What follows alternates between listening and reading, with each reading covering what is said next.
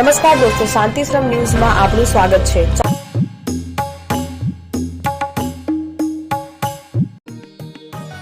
કાંકરેજ તાલુકાના આકોલી ગામે આવેલા શ્રી વાસુ પૂજ્ય સ્વામી દાદાના જિનાલયની 11મી સાલગીરા મહાવદ 11ના રોજ ઉજવાઈ હતી। સવારે ધજાની શોભાયાત્રા ગામમાં યોજાયેલી જેમાં જૈન સંઘના અગ્રણીઓ, બહેન દીકરીઓ અને ગ્રામજનોએ ઉત્સાહભેર જોડાયા હતા। આ વર્ષની ધજાનો લાભ તેમજ સંપૂર્ણ દિવસનો લાભ આકોલી ગામની બહેન દીકરીઓ દ્વારા લીધેલ, જે સમાજમાં સ્ત્રી સશક્તિકરણનું પ્રતીક બની રહ્યું હતું।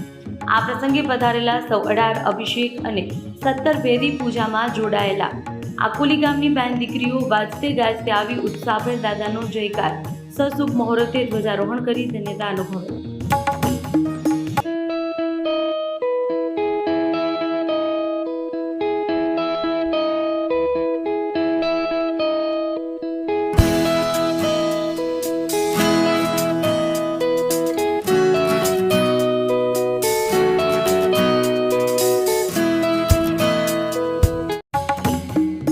આ પ્રસંગે સંઘના પ્રમુખ અને આસોપાલવ ગ્રુપ, અમદાવાદના હીરાભાઈ વણસાલી, સુરેશભાઈ શાહ, લાટીવાડા દિયોદર, ચીનુભાઈ અસાણી, ભૂપેન્દ્રભાઈ વણસાલી, સ્પર્શ ગ્રુપના તૃષારભાઈ શાહ, તનોજભાઈ, સુરેન્દ્રનગર જિલ્લા વિકાસ અધિકારી સુદીપ શાહ, સેવા મંડળીના મંત્રી કૃણાલ શાહ, આનંદભાઈ વણસાલી, વિજયભાઈ, હસમુખભાઈ વણસાલી, હિતેશભાઈ શાહ, મનીષ શાહ તથા રાજુભાઈ શાહ સહિત જૈન સંઘના સદસ્યો, અગ્રણીઓ, સામાજિક આગેવાનો, વેપારીઓ અને ધર્મપ્રેમી ગ્રામજનોએ ઉપસ્થિત રહી ધન્યતા અનુભવી હતી। સંઘના આંગણે સુંદર આરાધના ભવનનું આયોજન થયેલ, જેમાં માતબર દાનનો લાભ વણસાલી સવિતાબેન ભાગજીભાઈ વણસાલી પરિવાર દ્વારા લેવામાં આવેલ।